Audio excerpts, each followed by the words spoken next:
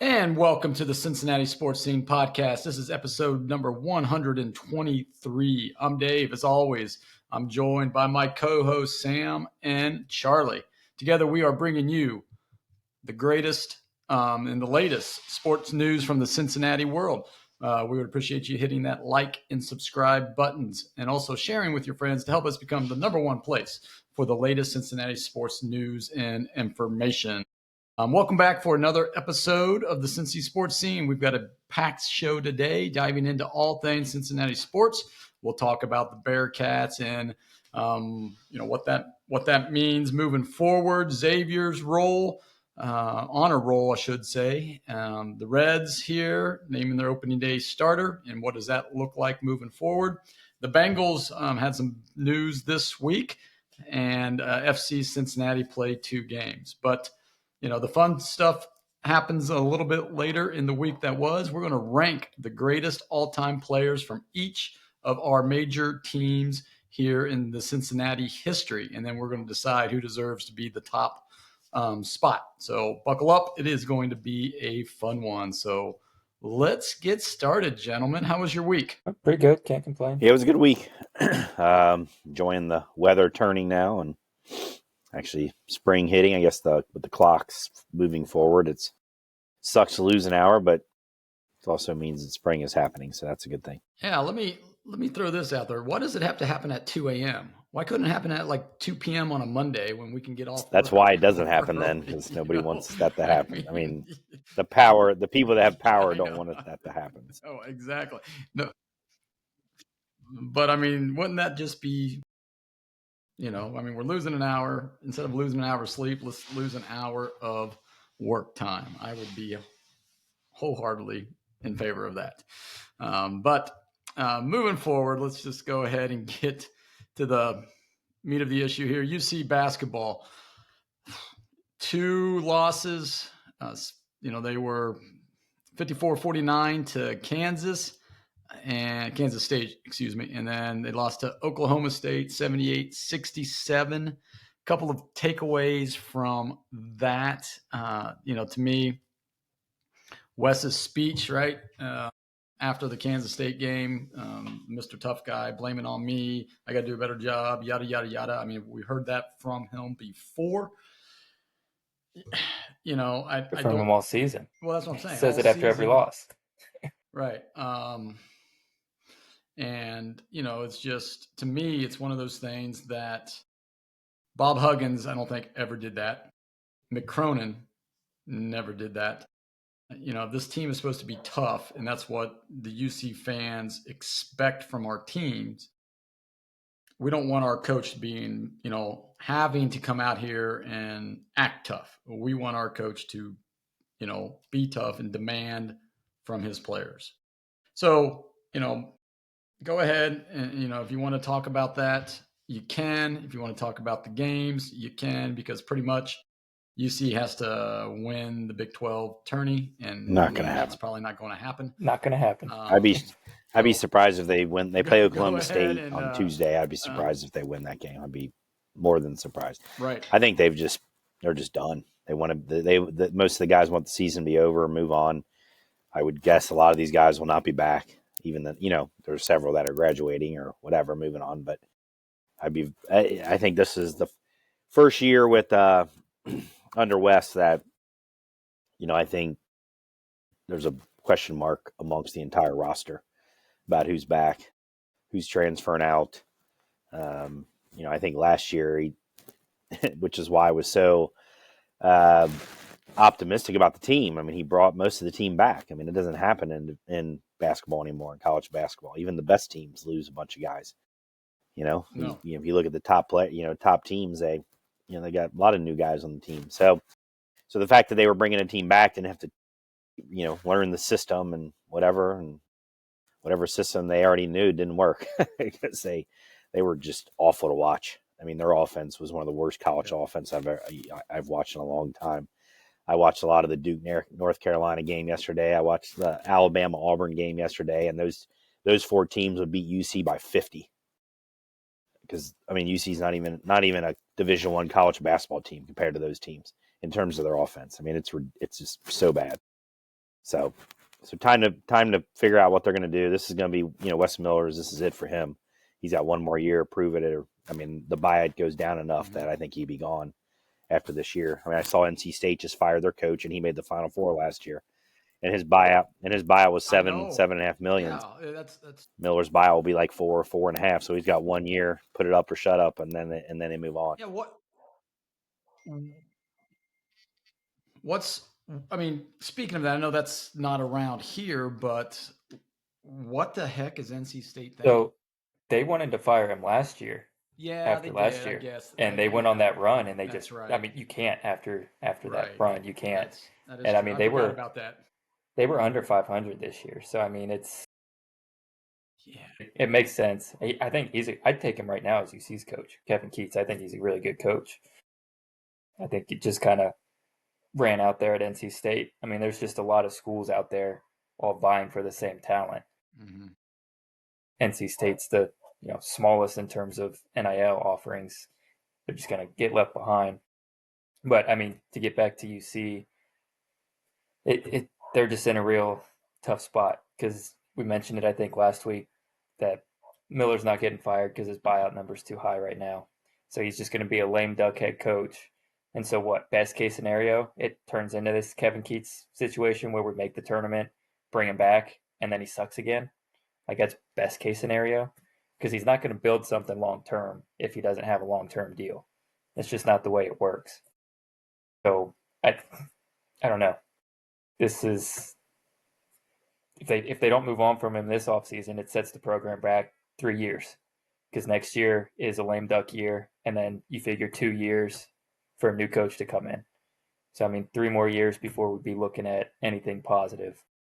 So I mean, this year's just been an absolute disaster, and I think it just speaks to the broader picture of UC athletics right now. Like, Cunningham can't hire anybody to save his life, and he's praying that some AD is just as dumb as he is and comes and takes Wes Miller off his hands like he did for Louisville.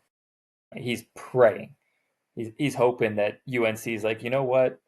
Yeah, Miller finished second last go around, so we'll bring him in and see what we can do because UNC is probably going to end up firing their coach. So I think Cunningham is praying that happens. Does UC?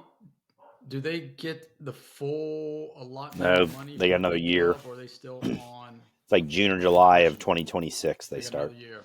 Okay, because I was going to say if it happened, this year, it could. They could use that money to get rid of him. Well, Cunningham already came out and said he's coming back in 2020. Yeah, no, that's the kiss of death, right? I mean, that's what that's usually all GMs and everybody. Oh no, yeah, he's safe, and then a week later they're gone. But yeah, I think Sam, you're right. If somebody comes knocking, UC will probably they're not going to tell them no. Yeah, they're not going to tell them no. Exactly, and they might even lower the the buyout for them. I don't know, but yeah, I'd let him walk for free. I wouldn't make a school pay me.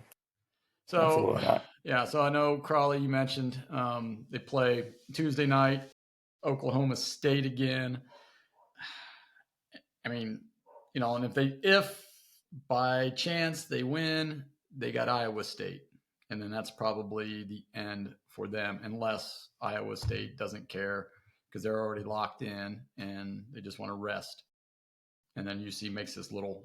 They could rest their players and still beat UC. So, yeah. I mean, when you're only scoring 50 points a game, I mean, they could throw out some walk-ons if they wanted to. And I don't think UC's offense would be able to score. And it's just a fundamental issue with how their offenses ran. And Wes's reluctance to change up his rotations. He hasn't done it. And he just keeps trotting the same thing out there, doing the same stuff. It's not working. Anything else on UC basketball before we move on? Nope. This will be it this week.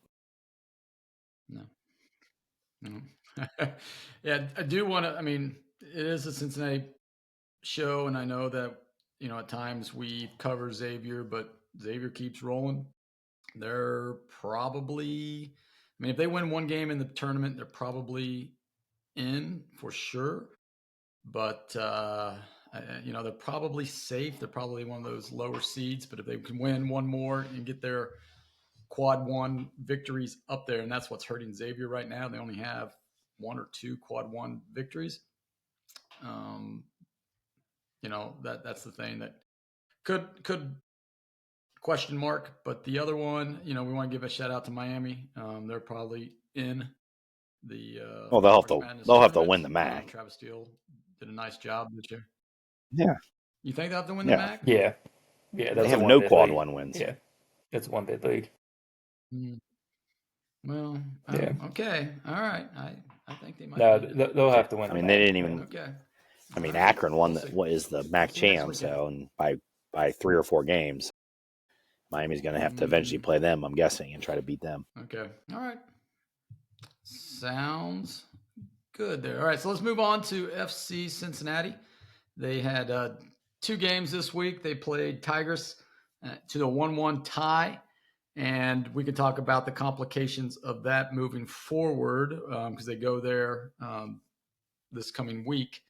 And then Toronto, they won last night on bobblehead night 2-0. So thoughts on the weekend for the blue and orange? Yeah, I didn't watch the midweek game against Tigres. I mean, 1-1 in Champions League. I mean, I don't know. I don't know too much about the Mexican team there. So I don't know if they're any good or not. I mean, I guess they have to be if they're in Champions League. So I mean, it's always tough, especially now that you have to go to Mexico. I mean, that's going to be a trek. We'll see what their thinking is, kind of strategy wise. Going into that game, if they're going to rotate the squad or try and go full strength. But as far as playing Toronto, it's nice to get back on, the winning side there in MLS. So now, 2 wins, nice 2-0 draw or 2-0 win. Kept a clean sheet. Defense looked really good. Rebounded off of last week, giving up 3-4 goals last week, I think it was. So they much better. When you're offensively, when you dominate possession like they did, I think they were close to 60% possession. It makes defense just a little bit easier because you're not constantly defending. So that's good. I mean, Toronto's not really a good team, so I don't know, big picture how much you can take away from this game, but take any positive result you can and try and roll with it. Yeah, I agree with all that. It's just it's going to be a work in progress. Just like we've talked about early in the season, any team work in progress early in the season. But they got a lot of new parts, as I watch them. I watched a decent amount of yesterday's game and a decent amount of the Tigers game. Yeah, I mean, there's even guys I'm like, who is that? I don't even know who some of these guys are. I see their name and I'm like, what? Who's Engel? Who's Anunga? They're running guys out there that I'm not familiar with. So sure, over the course of the season, we'll become more familiar with them. Denke, the new striker, is playing well. He scored now in 4 of their first 6 games or whatever they've gotten so far. So that's a good sign. It's always good when a striker, a guy you pay a bunch of money to come in and score goals, actually scores goals. Doesn't always happen. So just from a positive, kind of positive mindset standpoint. Anders having some back issues, I guess, so he only played for about 30 minutes yesterday. So again, it's just going to take time. Yazga's still, I don't know when he's even coming back. I don't think even close. So I would not suspect, for them to be have the chance of even playing at their highest level until probably midsummer. So until then, it's just kind of like last year a little bit. I remember last year, I think was if they won 1-0 or 2-1. They never scored more than 2 goals. I think it's going to kind of be that. Right. They're just going to have to hold on, put themselves in position until midsummer and then kick it into gear once everybody's back and rolling. Moving forward, if they win, and they have to outscore them by what? They have to extra goal. Yeah. Is that because if they tie? Well, it's 1-1, so that helps a little bit with the away goals. So if it goes 1-1 again, if it's 0-0, Tigres moves on, and then penalty kicks from there. So FC really needs to score 2 goals. Yep. Okay. If they draw at 2, they move 2 on. goals, Obviously if they win relatively any score, they win. So 2 goals gives them a very good chance to move on. Okay. And moving on, let's go to the Reds here. A couple things coming out of spring training. Hunter Green was named opening day starter here. I think it was on Wednesday. And then yesterday, Francona released the rest of the rotation, which, doesn't surprise us as far as who is in there. I think the one spot, the number 5 spot, still up in the air. But after Green, Lodolo is started for 2. Nick Martinez is slated at the 3rd spot, and then Brady Singer is slated at the 4th spot. So that leaves the 5th spot. And, we talked about that last week on our show about Andrew Abbott. If he is healthy enough to start on opening day, if he's going to be with the club or if he's going to be sent down just to get an extra, start or 2 to make sure that he's ready. Graham Ashcraft is in the mix for the 5th spot. And, and then we have, Connor Phillips, Chase Petty. Those are probably the only other 2 names that could be viable for the 5th spot. But thoughts on Hunter Green's opening day nod and the rotation as it is right now? Crickets. All that stuff is what's expected. Hunter Green would be your starter. He's earned that spot from last year. He started opening day 2 years ago, and then for some reason David Bell started Frankie Montas last year. But whatever. Again, that's in the past. Mm-hmm. So Hunter Green, I would hope, will be your open day starter for the next 5 to 6, 7 years. That would be that would be good if if they continue to have a decent starting rotation and stuff. And then there's other guys. That's how you would do it. And then the 5th spot's wide open. It would be Andrew Abbott's if he was healthy and fully into spring training, but he's just really getting going now. So will he be ready by?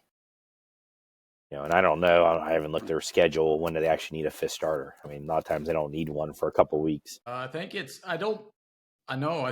because of the schedule, I'm pretty sure they need. They don't have any days off in the first 5 days. I'll pull it up real quick, but yeah, they almost always have that. Usually they have one after. There you go. That pushes it back already. Have one there. Yeah, they do. Yeah. You could bring Hunter Green. So if you have one off day in the first 5 days, you can bring Hunter Green back. Yep, you can.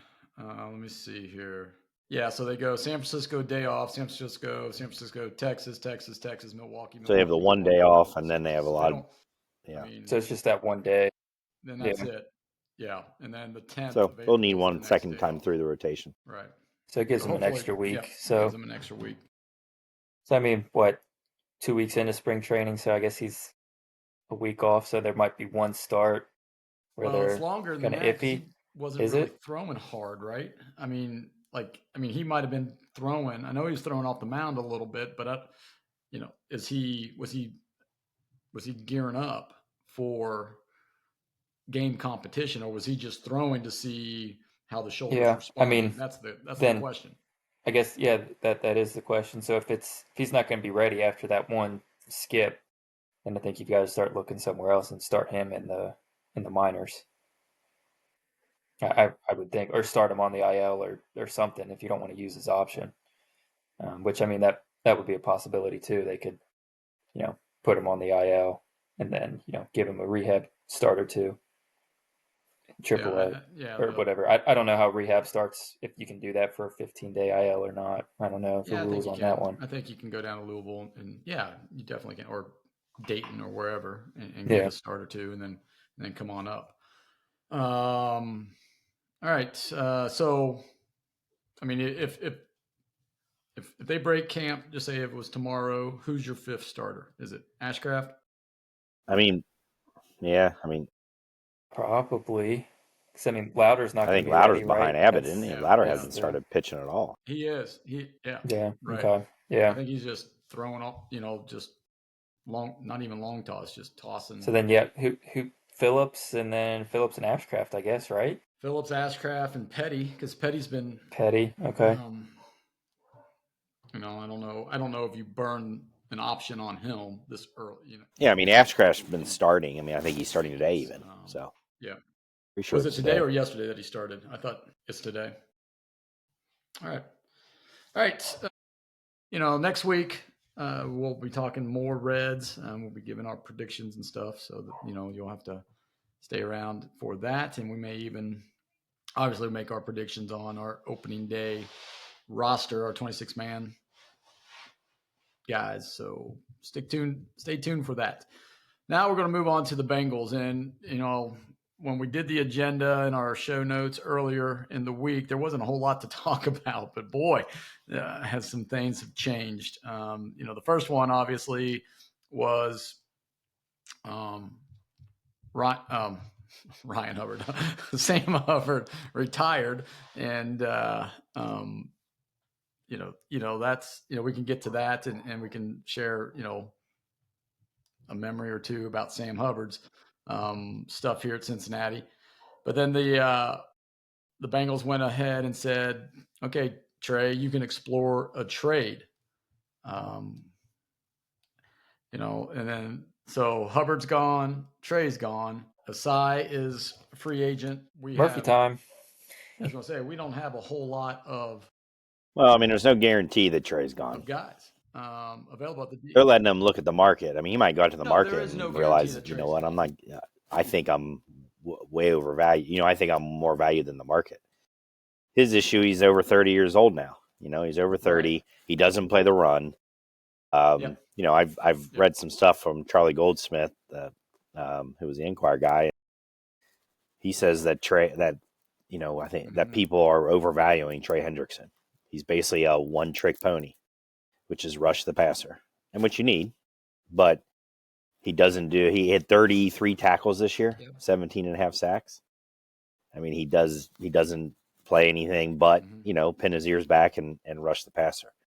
So, do you pay? I mean, I think it's what's going to happen is he's going to say Max Crosby and Myles Garrett, which has happened the last 2 days, and those guys are over $35 million now. Garrett $40 million today, and say, wait a minute, I've got as many sacks as those guys, but there isn't one GM or head coach in the league that'll tell you he's as good as Myles Garrett or Max Crosby in terms of as an overall defensive player. So I would not pay him $35 million. No way. So. No. And then when I first saw that they were allowing him, I was annoyed with it. But I've calmed down a little bit just because I think it will help Trey kind of see what his value actually is out there. Because any team that trades for him is going to sign him to an extension, so that's going to be talked about as part of the trade. So he's going to know what he's going to get, and he can take that. I'm assuming he would have to give that information to the Bengals in order for him to make the trade. I guess. Yeah. So then they could go. Yeah. No. And say, hey, we like that. We'll sign you to that. Right. Do you want to stay? Yeah. So I mean, I don't think it's a certainty that he's gone. I do think it's more likely that he's gone than he returns. I'd probably say close to 60-40 that he leaves versus stays. But I'm not as upset by it as I was when I first heard the news, especially now that I see Garrett just re-signed with Cleveland, signed an extension. So, I mean, he just wanted to get traded 2 weeks ago. Yeah, Garrett. Throw him the money he wants. Right, yeah. I thought the exact same thing. Garrett was all about winning. Well, not anymore. So go ahead and have your 3 and 14 seasons for the next couple of years. Yeah. Yep. And yeah, with all the money going to Watson and now Garrett, Cleveland's going to be, because their fan base is getting frustrated with the Haslams, just like our fan base is getting frustrated with the Browns. At least the Haslams are throwing money around. It might be stupid, but it's not their only form of business, right? But yeah, so the Garrett contract, how does that impact Jamar's contract, right? The guarantees, the guaranteed, the bonus signings, all those things. Does that Well, I play at didn't see. all? Yeah. Did his contract make him the highest paid non-quarterback? Yes. It Yep. did? $40 million a Okay. year. So then, I mean, Jamar's price just went up again. That's what I'm saying. Yeah. And the Yeah. Bengals should have. I mean, we've said this. We've said it. They should They'd have have had signed him $20 million cheaper I know. if they'd have signed him last year. But no, they didn't want The to. Bengals. This is how they do operate. The Bengals stuff, right? They wait. I don't know why anybody would even negotiate. talk about this. And It's just gonna how bite in the butt. they will not change. So I don't, and they don't make me more optimistic. Believe me. No. This. There are way too many. There are way too many things that this team has to do to be able to compete in the AFC, and all things that they don't like to do. They don't like to. They don't draft well, which they need to do. But they did. They don't like to throw money, like guaranteed money, and do these big contracts to players who are veteran. This level of veterans. They don't like to do that. So so we'll see. They're gonna have to. If they do not break out of character, I will tell you right now, they are not winning any Super Bowl. No, I agree. And Burrow may be gone. Well, Burrow also may have the Myles Garrett thing. He might talk a good game about winning, but when he's $55 whatever million he gets paid, he might talk more. Mm-hmm. He might. But my concern is when that next contract comes up for Burrow, because he'll have made his money then, and it might be time for him to do some winning. Well, and then you look at, the Bengals front office. They did sign Mike Gesicki to a 3-year deal, $25.5 million. More money than he's made his entire career. I will say I was surprised about that from the Bengals.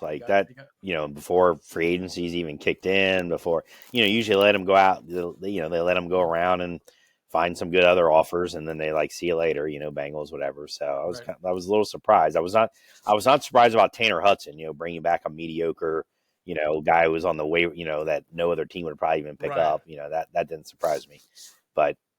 For an actual player who helped, that Burrow wanted, and that actually helped. Really, really helps the team and stretches it out. Mm-hmm. He's the second receiver if T doesn't come back or when T's hurt, because he will be. So, yeah. So I'm happy with that move. All right, yeah, I am too. I was shocked at the 3-year deal, but hey, maybe, Charlie, they are changing their ways.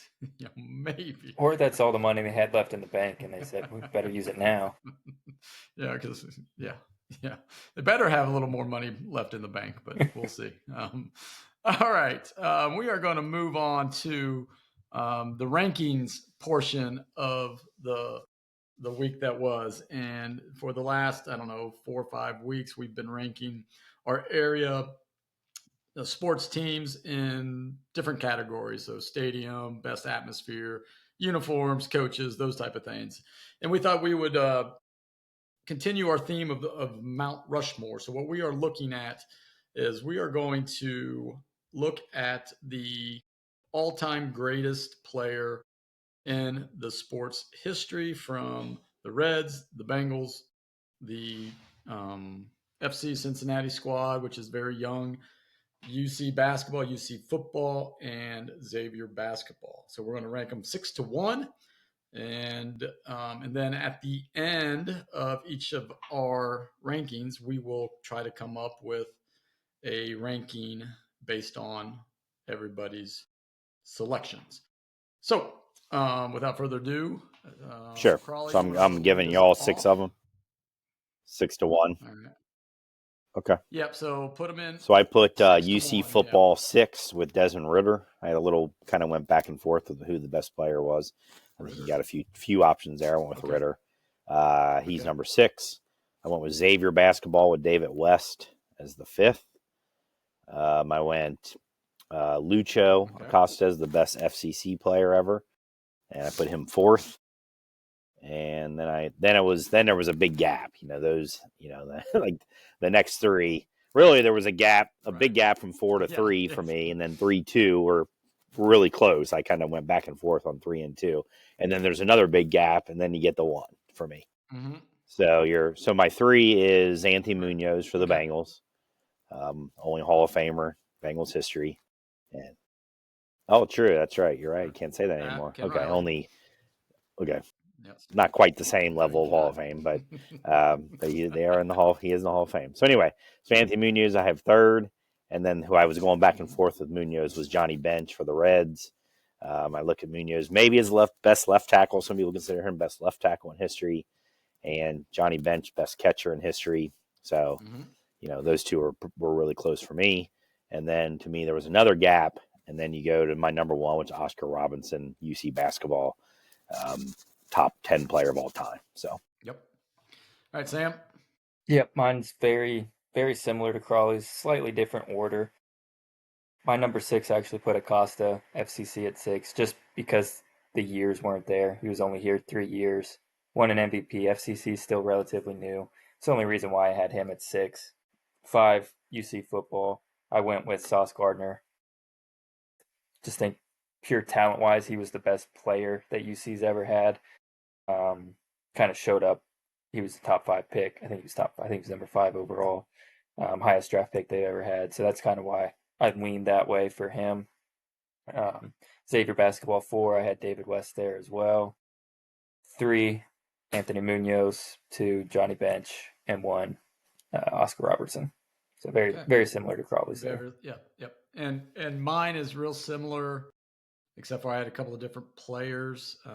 My 6th was, I was going back and forth between David West and Byron Larkin, and I went with Larkin just because I know he's a one-trick pony when scoring, but I just think, I don't know, I just went with Larkin. That was just me. I can be okay with being convinced West was the better player, which he probably was all around. And then UC football, I had a hard time because I really didn't follow UC football until the last couple of years. And so I was, pulling some of my friends who went to UC, watched UC a lot. And the one name that kept coming up over and over again was Greg Cook. And if you ask people that know the program from late mid 60s to now, they probably would say he is the best player to come out of UC. And granted, he doesn't have the stats that Ritter has or Gaduli, but as far as just pure talent, and he would have been our starting quarterback here in Cincinnati if he didn't blow out his shoulder. So I went with Greg Cook for my number 5th. And then the 6th was Acosta, and then Munoz, Bench, and Oscar. All right, so now I guess we can all agree that, our 1, 2, and 3 are all the same. So that would be Oscar, Bench, and then Anthony Munoz. So then we need to come up with. Well, I would argue that since none of us agreed on the UC football player, they should be 6, whoever we choose. That tells you right there that we don't consider them to be that good or as good as the others. Okay. All right. I'm good with that, and I'm good with. And the reason I went with Acosta over West is that Acosta was an MVP of the league. So Xavier had a lot more history on its side than FC Cincinnati. As a matter of fact, FC Cincinnati was awful for those 3 or 4 years before Acosta showed up, and he shows up, and within 2 years they won. They were the best team in the league. So that's maybe part of why I put him above West or Larkin, whatever. But I'd have no problem putting, flip flopping those two. Yeah, the only reason I had him in the 6th spot was just, FC Cincinnati's new. But in terms of impact, I don't know that David West really had the impact at Xavier. I know they made the Elite 8, I think it was, when he was there.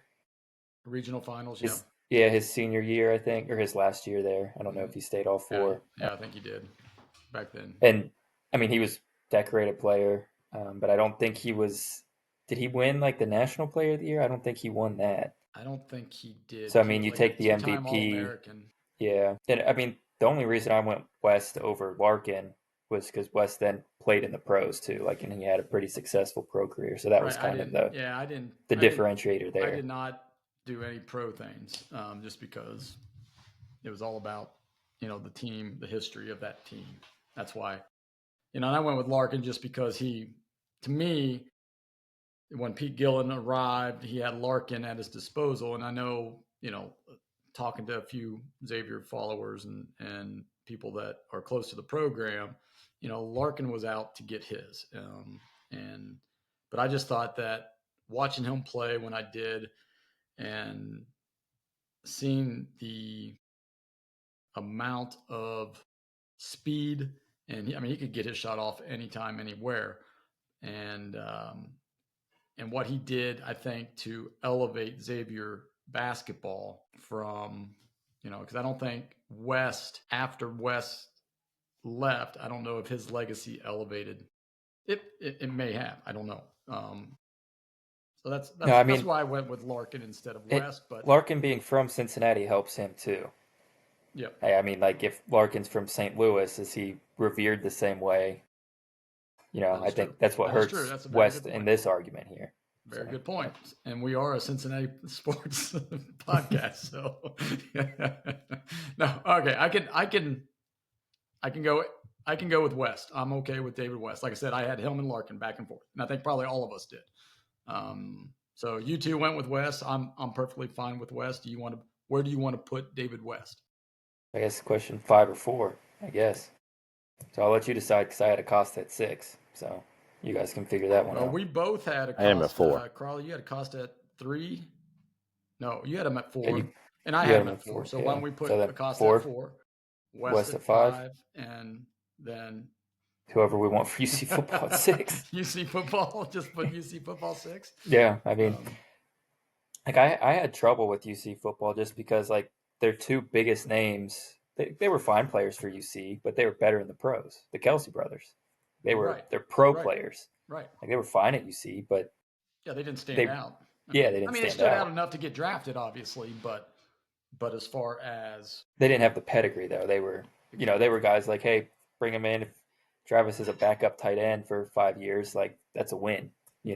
So where do you want to go, Crowley? I don't know. You just want to leave it at UC football, or do you got somebody that's? I guess Ritter's got the quarterback records.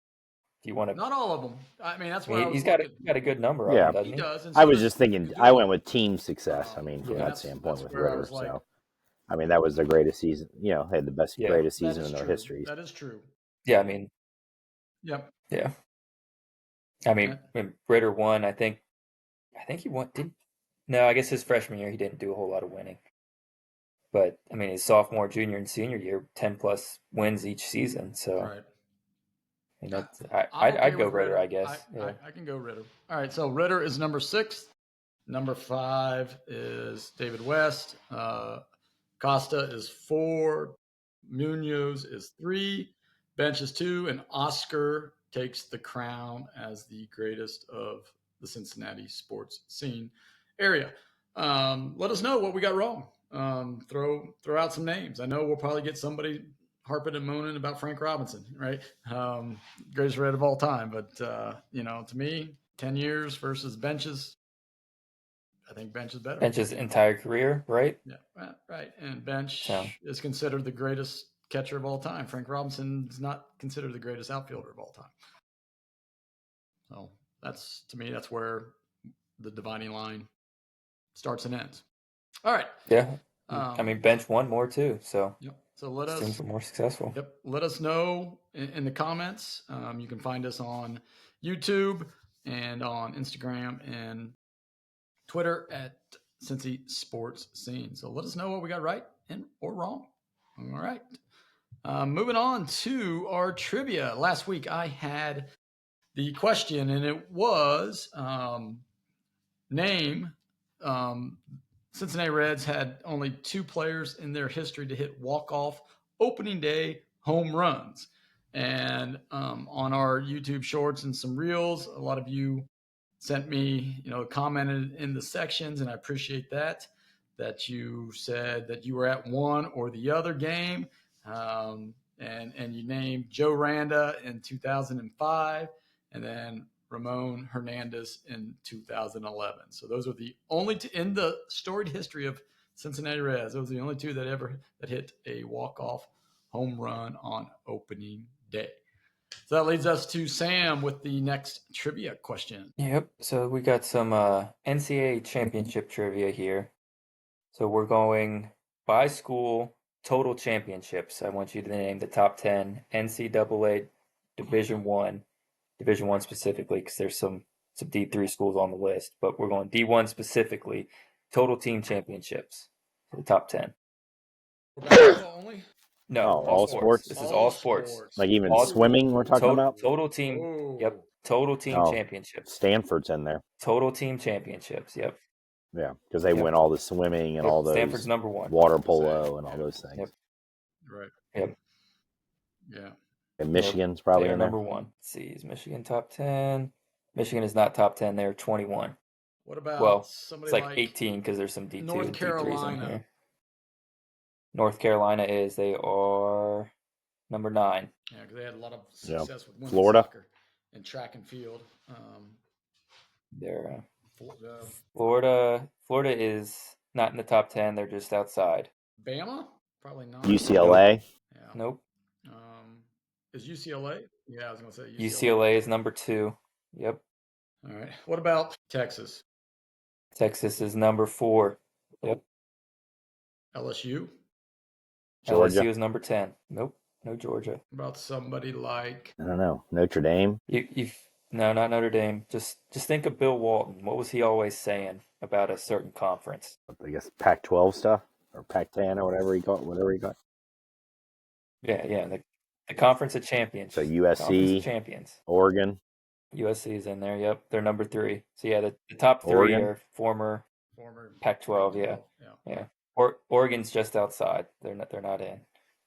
I'm looking through here. I guess there's actually no more former Pac-12 schools in here. So you've got Kansas would be anything. You've got a Big 10 school, a Big 12 school, and an SEC school left. A Big 10 would it be Nebraska? It's not Nebraska. And then you've got a school. I don't even know what conference they're in, to be honest with you. So I didn't even know they were D1. Oh, so it's probably something like a lacrosse team that wins all the time, or Ohio State is the Big 10. Is that the Big Is that 10? Ohio State? Nope. Is it Indiana? It's not Indiana. Nope. Iowa. What about Iowa wrestling? Penn State then. It's not Iowa. I thought Penn State wrestling and stuff. Penn State, but yep. Okay. Penn State. Yep. Yeah. Then you went Iowa. Yeah. Okay. And then we got 2 more. You said a Big 12? A Big 12, an SEC, and then I don't even know. Oklahoma State. Close. Oklahoma State. Yep. Big 12. And I was thinking Oklahoma. Missing an SEC school? Yeah, I feel like we named the Kentucky. Missing an SEC school. Yep. I don't know. Not Kentucky. I would Tennessee. Never would have guessed that this school even had one national championship in anything. So not Tennessee. Mississippi State. It's not Tennessee. Nope. Vanderbilt with baseball. Mississippi. Not Mississippi. Ole Miss. It's not Vandy. Nope. Yeah, we said Florida. Florida. Well, you said Florida, but said Georgia, LSU, South Carolina, Ole Miss. Nope. Missouri. Nope. Texas A&M. Not Ole Miss. Nope. Not Missouri. I know. Yeah. Who else? Who we not naming? I mean, you're running out of teams here. I know. It's like. Well, you said it as SEC. It's not UC. Nope. Oh yeah, SEC. Yeah, that's right. I'm sorry. Yeah. I was thinking. Yeah, I don't even know who we haven't even said yet in the SEC. Who haven't we? Arkansas. Okay, I would never guess that. There we go. They probably Arkansas, got. Yep. I think they've had good track teams, but still. And then the one school. I mean, you're never gonna get it. It's Abilene Christian. So Abilene Christian. Hey. Yep. That's in Texas. I didn't even know they were D1. So your sister went there when UNC played football against them. So they played. So that's where their opening weekend game. Abilene Christian. All right. Yeah. So there you go. There you have it for the trivia. Okay, moving on. Our topic of the week. Charlie has brought some rapid fire. A lot of rapid fire. Rapid fire questions for us. A lot of rapid fire. So we used to do this a lot in the beginning, And then we went away from that. So we might be bringing a lot of this stuff back to do some rapid fire stuff in the week that was, especially if it's for the topic of the week. So yeah, so the first one, they're pretty similar, but the first one is just simply, it's basically kind of a would you rather either or kind of thing. So give you a couple choices. Most of them are just two choices. You pick one or the other.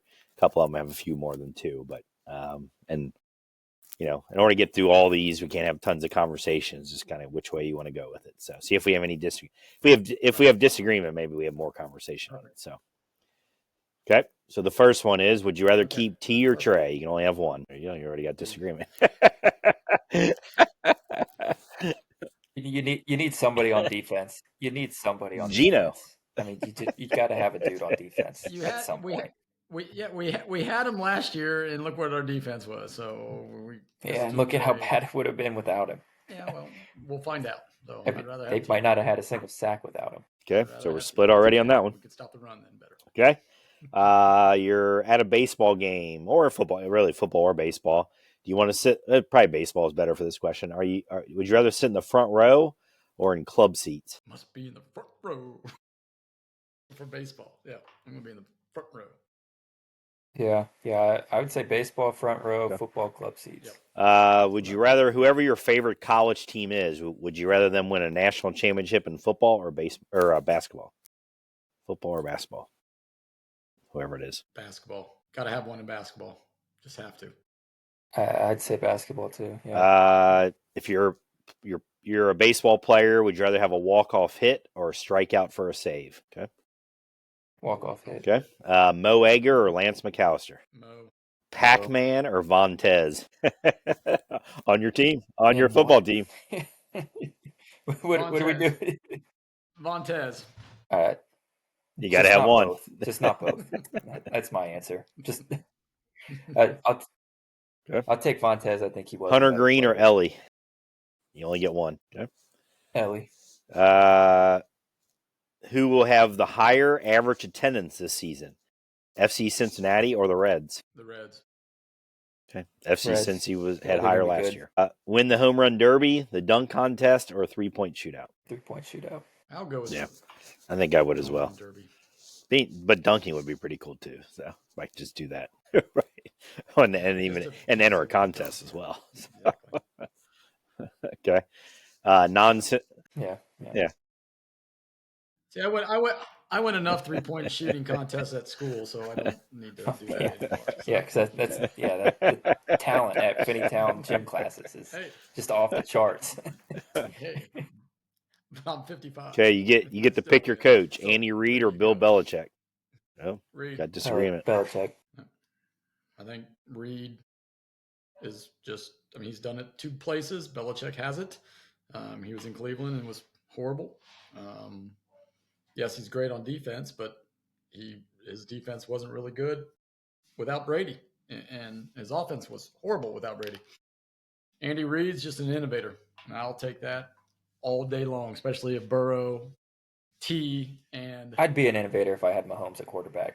All right, let's slow down a little bit here. I'm just saying. I mean, Belichick took a 6th-round quarterback nobody had ever heard of and won championships. I don't think it was him. I think it was more Brady. Maybe the last couple, but the first 3, Belichick all the way. Okay. Big Ten or SEC? Big Ten. I'm a Big Ten guy. SEC. Yeah. Just overall. Just overall. SEC. I do like the SEC softball programs and their baseball programs too. Yeah. I like the Big Ten schools better, but no, I'll go SEC. I'll still go to the Big Ten. And the last one in this group, this is you got 4 choices here. Most likely for another head coaching job: David Bell, Zach Taylor, Scott Satterfield, or Wes Miller. Satterfield. Be Satterfield. App State is just waiting. Well, App State will take him back in a heartbeat. Well, They're just waiting. Greensboro might take Wes back in a heartbeat too. Yeah. I mean, and Wes is both of them are a heck of recruiters. I mean, but I think Wes is. I don't think Satterfield's a recruiter like that. Well, nobody went Zach Taylor. We got him in a Super Bowl. Wes is a good recruiter, and he can. None of the other three have got him got teams anywhere near a championship. No, but Wes is so much younger and he's more charismatic, and I think he would be the next. You're not saying because right, he could go to wherever, right? Like a MAC school, like a MAC school, like Ball State, right? So that's what I'm saying. I mean, Zach could probably go to Ball State, Nebraska. No offense to my Ball State friends out there, but he could go. Well, that's where he played football, though. That's why I said Nebraska. It's in the. So you're sticking with Wes and Satterfield. All right. Yep. Yeah, but if you want to change it and say it has to be their current level, then I'd probably go Zach Taylor, honestly, because I don't think Wes will get another Power 5 job, and Satterfield sure as heck is. That's not happening this year. State's open. Wes said going to NC State. He's a UNC guy. He's not going to NC State. Nah, there's no way. We'll see. No way. Bob Knight was an Ohio State guy, and he went to IU. Okay, so this one now, I'm going to give you a statement, and then you say whether you're in or out. In means you basically agree with the statement. Out means you don't agree with it. Okay. First one, Trey Hendrickson will not be a Bengal next season. So you both think he won't be. And you think he's gone. Yeah, like I said, 60-40. Okay. Jamar Chase should be the highest paid non-quarterback in the NFL. Should be. I'm not saying he will be. I said he should be. And yeah, I'm still in. So you both think he should be. I'll be in on that too. The Bengals should trade down from the number 17 pick in order to get more draft picks. They won't. And always. They won't. They won't. No, they won't. No, they won't do that either. They don't do anything creative like that. So. Okay, over 40 years, they've done it a couple of times. Right, that was 1992 or whatever year that was. Comes to mind. Okay. Yeah, exactly. And I think that was the last time they traded up. Okay. Because he got burnt. Philly will be in the top 3 of the MVP vote this year. Whoa, man, you're shooting high. In top 3. I mean, you got. I'm going. Yeah, yep. Right, just in the National League. Otani, Acuna will be back. Soto, you got Acuna, and then you've got the pitchers for the Dodgers. They're going to be. I mean, I hope he is. That'd be awesome. But yeah. Right, exactly. That would be. That means the Reds. Yeah, that's actually a question. That's actually the next one. Total. Yeah, the Reds. Yeah, I mean, considering I said the way they were going to win 90 games a couple of pods. Yeah, because I have the Reds will win 79 or more games this season. That's the betting line right now. Okay, you should put some money down then. And all the money's going on the Reds, so you're not going to win anything. This is a non Bengal or non-local team one, just because I want to dig it to the Browns.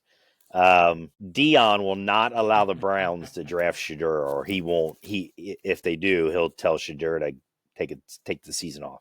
But I don't think it would even get to that point. I don't think they want Shadur. So you're saying if they do try to draft them, you think Dion will say no? You're sitting out. Yeah, but I don't think this scenario is going to come into play. But if it does, Dion won't let it happen. I'm going to say out, just because he mentioned something. I think it'll be out. Okay, we got 3 more. Let him play. Pro should restructure his contract and take less in order to keep Trey, T, and Jamar on the team. Out. What? But out. Well, that's the question. Should he? I'm out because he shouldn't have to. Like they should, but he probably should if he wants them to, because they're just cheap. So any money they can get back and put elsewhere. So I guess in. Yeah, I would say in because 2 reasons, right? 1, he wants those guys back. But 2, our fan base, I mean, we love Burrow, but the Brown family would be like, well, we just don't have the money. We got to pay Burrow, and he's unwilling to restructure, and blah, blah, blah, blah. And the fan base may. They'll be more angry at the Browns. Yes. More angry at.